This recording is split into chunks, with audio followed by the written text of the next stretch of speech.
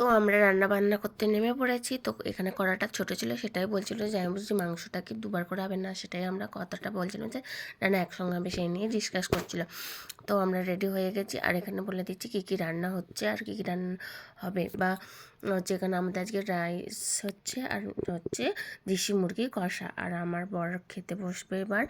আর আমার মা যেহেতু মাংস খায় না, তার জন্য হচ্ছে আলাদা রান্না, তো দেখতেই পাবে। তো চলো, আমি রান্না করার জন্য খুন্তি ধরে নিয়েছি হাতে। তো তোমরা কিন্তু পুরো ভিডিওটা দেখবে। আর কারা কারা এখানে পিকনিক করতে এসেছে সেটা কিন্তু কমেন্ট করে অবশ্যই জানাবে, নাহলে বুঝবো কী করে তোমরা কে কোথা থেকে ভিডিওটা দেখছো আর কে কে চেনো এই জায়গাটা, কিন্তু অবশ্যই বলবে।